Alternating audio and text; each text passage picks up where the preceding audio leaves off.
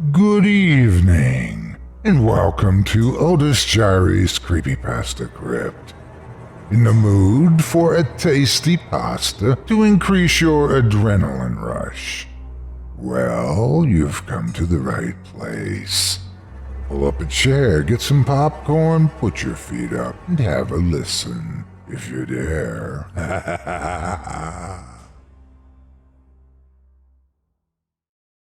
Cool Air by H.P. Lovecraft. Narrated by Otis Jiry. You ask me to explain why I am afraid of a draught of cool air, why I shiver more than others upon entering a cold room, and seem nauseated and repelled when the chill of evening creeps through the heat of a mild autumn day.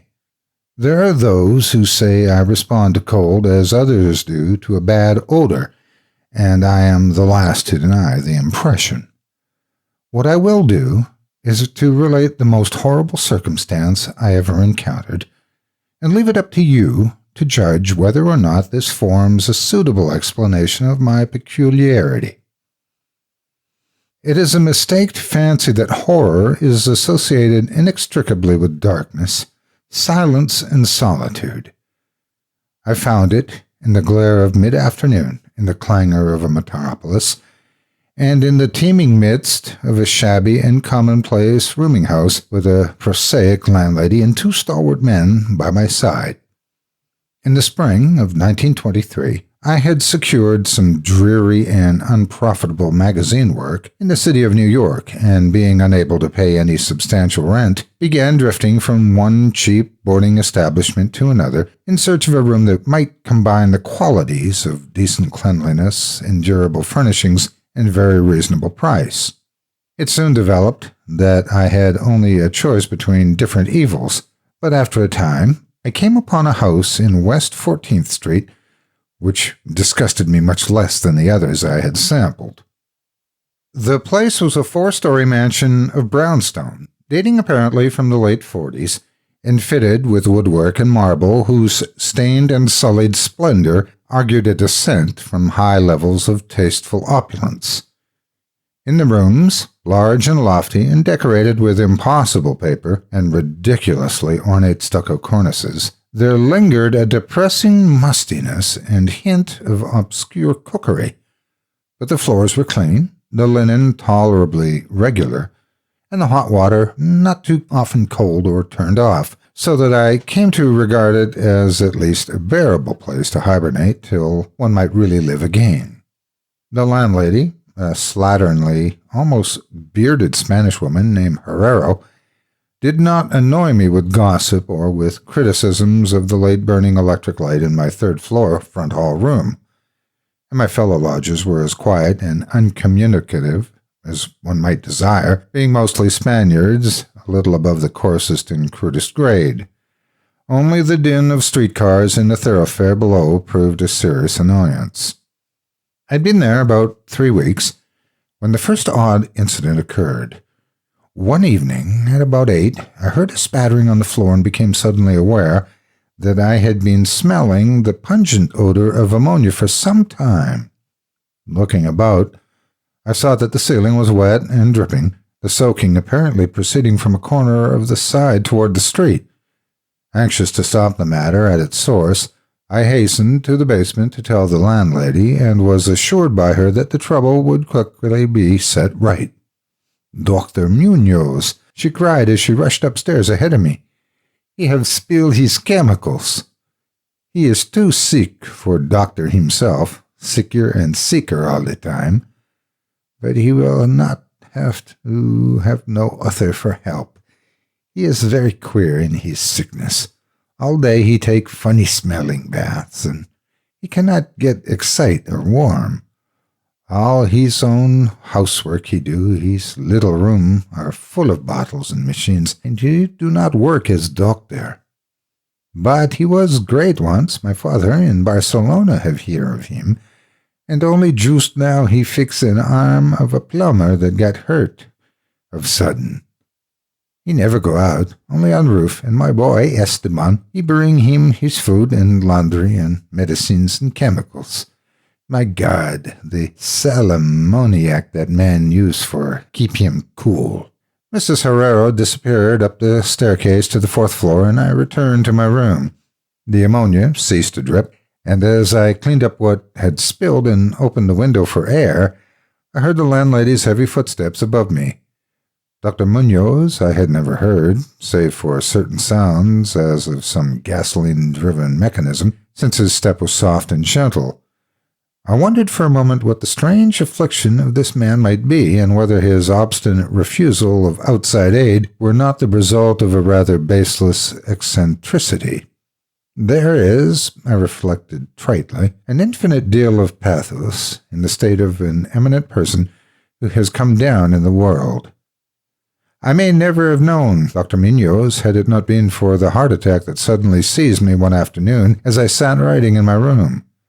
Physicians had told me of the danger of those spells, and I knew that there was no time to be lost, so remembering what the landlady had said about the invalid's help of an injured workman, I dragged myself upstairs and knocked feebly at the door above mine.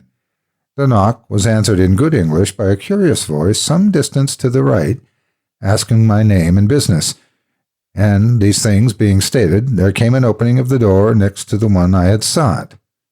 A cool rush of air greeted me, and though the day was one of the hottest of late June, I shivered as I crossed the threshold into a large apartment whose rich and tasteful decoration surprised me in this nest of squalor and seediness. A folding couch now filled its diurnal role of sofa, and the mahogany furniture, sumptuous hangings, old paintings, and mellow bookshelves all bespoke a gentleman's study rather than a boarding-house room. I now saw that the hall room above mine, the lethal room of bottles and machines, which Mrs. Herrero had mentioned, was merely the laboratory of the doctor, and that his main living quarters lay in the spacious adjoining room, whose convenient alcoves and large contiguous bathroom permitted him to hide all dressers and obtrusively utilitarian devices. Dr. Munoz most certainly was a man of birth, cultivation, and discrimination. The figure before me was short but exquisitely proportioned, and clad in somewhat formal dress of perfect cut and fit. A hybrid face of masterful, though not arrogant, expression was adorned by a short iron-gray full beard, and an old-fashioned pince-nez shielded the full dark eyes and surmounted an aquiline nose which gave a Moorish touch to a physiognomy otherwise dominantly Celtiberian. Thick, well-trimmed hair that argued the punctual calls of a barber was parted gracefully above a high forehead, and the whole picture was one of striking intelligence and superior blood and breathing. Nevertheless, as I saw Dr. Munoz in that blast of cool air, I felt a repugnance which nothing in his aspect could justify. Only his lividly inclined complexion and coldness of touch could have afforded a physical basis for this feeling, and even these things should have been excusable considering the man's known invalidism. It might, too, have been the singular cold that alienated me, for such chilliness was abnormal on so hot a day, and the abnormal always excites aversion, distrust, and fear. But repugnance was soon forgotten in admiration, for the strange physician's extreme skill at once became manifest despite the ice-coldness and shakiness of his bloodless-looking hands. He clearly understood my needs at a glance, and ministered to them with a master's deftness, the while reassuring me, in a finely modulated though oddly hollow and timbreless voice, that he was the bitterest of sworn enemies to death, and had sunk his fortune and lost all his friends in a lifetime of bizarre experiment devoted to its bafflement and extirpation. Something of a benevolent fanatic seemed to arise in him, and he rambled on almost garrulously as he sounded on my chest and mixed a suitable draught of drugs fetched from the smaller laboratory room. Evidently he found the society of a well-born man a rare novelty in this dingy environment, and was moved to unaccustomed speech as memories of better days surged over him. His voice, if queer, was at least soothing, and I could not perceive that he breathed as the fluent sentences rolled urbanely out. He sought to distract my mind from my own seizure by speaking of his theories and experiments, and I remember his tactfully consoling me about my weak heart by insisting that will and consciousness are stronger than organic life itself, so that if a bodily frame be but originally healthy and carefully preserved, it may, through a scientific enhancement of these qualities, retain a kind of nervous animation despite the most serious impairments, defects, or even absences in the battery of specific organs. He might, he half-jestingly said, some day teach me to live, or at least to possess some kind of conscious existence without any heart at all. For his part, he was afflicted with a complication of maladies, requiring a very rare exact regimen which included constant cold.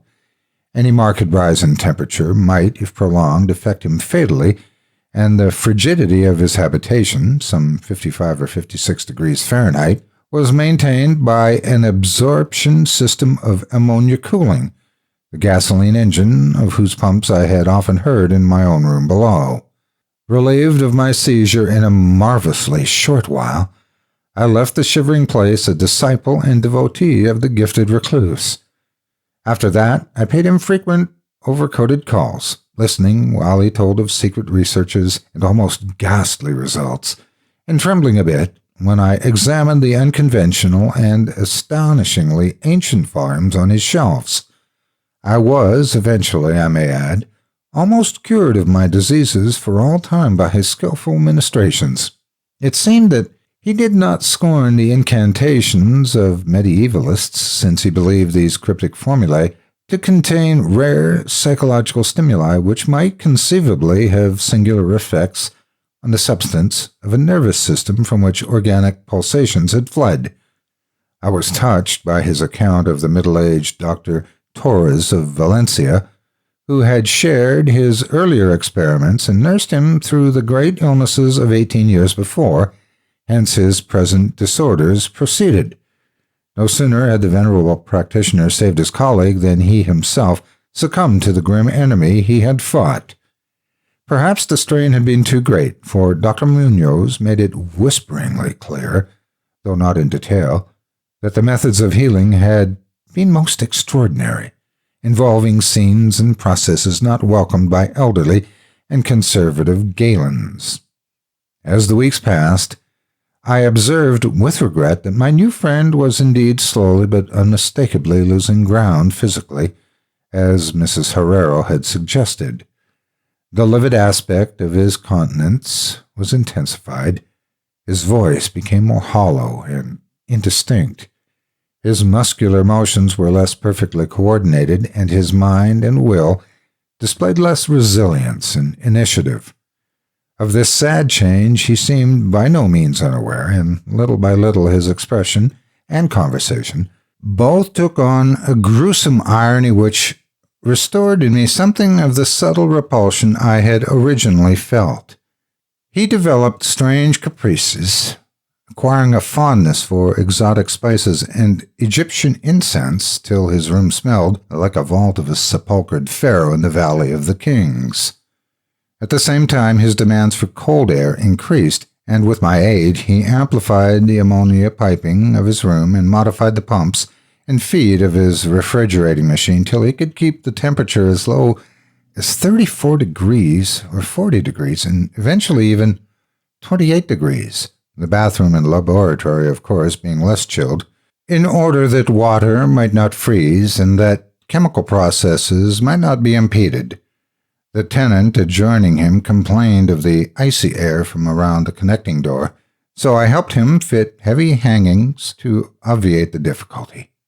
A kind of growing horror, the odor and morbid cast, seemed to possess him.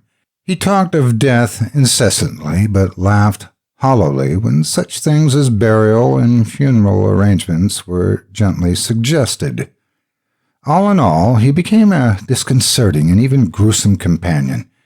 Yet in my gratitude for his healing, I could not well abandon him to the strangers around him, and was careful to dust his room and attend to his needs each day, muffled in a heavy ulster which I bought especially for the purpose. I likewise did much of his shopping and gasped in bafflement at some of the chemicals he ordered from druggists and laboratory supply houses. An increasing and unexplained atmosphere of panic seemed to rise around his apartment. The whole house, as I have said, had a musty odor, but the smell in his room was worse, and in spite of all the spices and incense, and the pungent chemicals of the now incessant baths which he insisted on taking, unaided. I perceived that it must be connected with his ailment, and I shuddered when I reflected on what ailment might be. Mrs. Herrero crossed herself when she looked at him and gave him up unreservedly to me, not even letting her son Esteban continue to run errands for him. When I suggested other physicians, the sufferer would fly into as much of a rage as he seemed to dare to entertain. He evidently feared the physical effect of violent emotion, yet his will and driving force waxed rather than waned, and he refused to be confined to his bed. The lassitude of his earlier ill days gave place to a return of his fiery purpose, so that he seemed about to hurl defiance at the death demon, even as that ancient enemy seized him. The pretense of eating, always curiously like a formality with him, he virtually abandoned, and mental power alone appeared to keep him from total collapse. He acquired a habit of writing long documents of some sort, which he carefully sealed and filled with injunctions that I transmit them after his death to certain persons who he named, for the most part lettered East Indians, but included a once celebrated French physician, now generally thought dead, and about whom the most inconceivable things had been whispered. As it happened, I burned all these papers undelivered and unopened. His aspect and voice became utterly frightful, and his presence almost unbearable. One September day, an unexpected glimpse of him induced an epileptic fit in a man who had come to repair his electric desk lamp, a fit for which he described effectively while keeping himself well out of sight. That man, oddly enough, had been through the terrors of the Great War without having incurred any fright so thorough. Then, in the middle of October, the horror of horrors came with stupefying suddenness.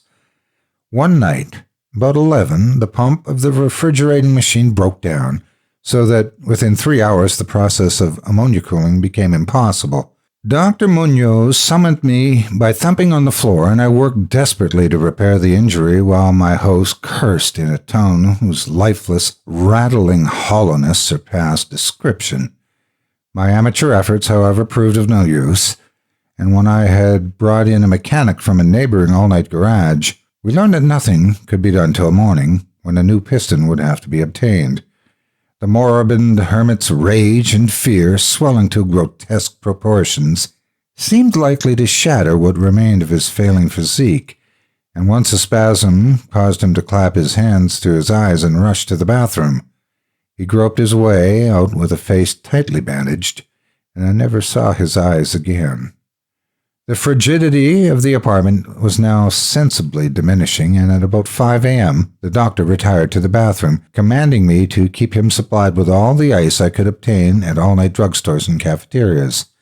As I would return from my sometimes discouraging trips and lay my spoils before the closed bathroom door, I could hear a restless splashing within, and a thick voice croaking out the order for more. At length, a warm day broke, and the shops opened one by one. I asked Esteban either to help with the ice fetching whilst I obtained the pump piston, or to order the piston while I continued with the ice, but, instructed by his mother, he absolutely refused. Finally, I hired a seedy-looking loafer whom I encountered on the corner of 8th Avenue to keep the patient supplied with ice from a little shop while I introduced him and applied myself diligently to the task of finding a pump piston and engaging workmen competent to install it. The task seemed interminable, and I almost raged as violently as the hermit when I saw the hours slipping by in a breathless, foodless round of vain telephoning, and a hectic quest from place to place, hither to thither by subway and surface car. About noon, I encountered a suitable supply house far downtown, and at approximately 1:30 p.m. arrived at my boarding place with the necessary paraphernalia and 2 sturdy and intelligent mechanics. I had done all I could and hoped I was in time. Black terror, however, had preceded me. The house was in utter turmoil, and above the chatter of odd voices, I heard a man praying in a deep basso. Fiendish things were in the air, and lodgers tolled over the beads of their rosaries as they caught the odor from beneath the doctor's closed door. The lounger I had hired, it seems, had fled screaming and mad-eyed not longer after his second delivery of ice, perhaps as a result of excessive curiosity. He could not, of course, have locked the door behind him, yet it was now fastened, presumably from the inside. There was no sound within save a nameless sort of slow, thick dripping. Briefly consulting with Mrs. Herrero and the workmen, despite a fear that gnawed my inmost soul, I advised the breaking down of the door, but the landlady found a way to turn the key from the outside with some wire device. We had previously opened the doors of all the other rooms on that hall and flung open the windows to the very top. Now, noses protected by handkerchiefs, we tremblingly invaded the accursed south room, which blazed with the warm sun of early afternoon. A kind of dark, slimy trail led from the open bathroom door to the hall door, and thence to the desk where a terrible little pool had accumulated. Something was scrawled there in pencil, in an awful, blind hand on a piece of paper hideously smeared as though by the very claws that traced the hurried last words. Then the trail led to the couch and ended unutterably. What was or had been on the couch I cannot and dare not say here. But this is what I shiveringly puzzled out on the thickly smeared paper before I drew a match and burned it to a crisp. What I puzzled out in terror as the landlady and 2 mechanics rushed frantically from that hellish place to babble their incoherent stories at the nearest police station. The nauseous words seemed well-nigh incredible in that yellow sunlight, with the clatter of cars and motor trucks ascending clamorously from crowded 14th Street. Yet I confess that I believe them now. Whether I believe them now I honestly don't know. There are things about which it is better not to speculate, and all that I can say is that I hate the smell of ammonia, and grow faint at a draught of unusually cool air. The end, ran the noisome scrawl, is here. No more ice. The man looked and ran away. Warmer every minute, and the tissues can't last. I fancy you know what I said about the will and the nerves and the preserved body after the organs ceased to work. It was a good theory, but couldn't keep up indefinitely. There was a gradual deterioration I had not foreseen. Dr. Torres knew, but the shock killed him. He couldn't stand what he had to do. He had to get me in a strange, dark place when he minded my letter and nursed me back. And the organs would never work again. It had to be done my way. Preservation. For, you see, I died that time, 18 years ago.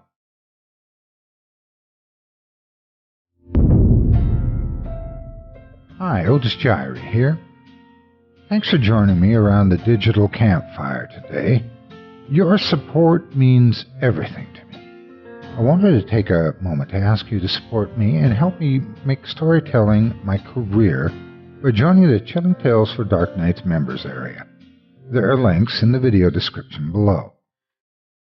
If you love what I do, help me make this my full-time job by signing up for any membership of your choice.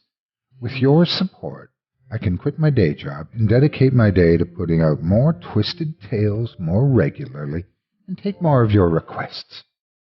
With a membership, not only do you get instant access to my archive of 200-plus audio stories in HD format, but you'll get them weeks or months before the public does. You'll also get access to the full archive of hundreds of fully produced Chilling Tales for Dark Nights tales, including several narrated by me and advanced access there as well. In addition to that, you'll get exclusive members-only access to private monthly livestream events and direct access to me and the rest of the team via the Direct Connect and Production Lounge features, where you'll get the opportunity to let your voice be heard and get insider updates. Members will also get the opportunity to earn money by referring friends and family to us. So what are you waiting for? For as little as $6.66 a month with an annual membership, you can help our channels grow and help me make my dream come true. So, thanks again for listening. Please consider giving up a cup of Starbucks or that pack of energy drinks to help this old storyteller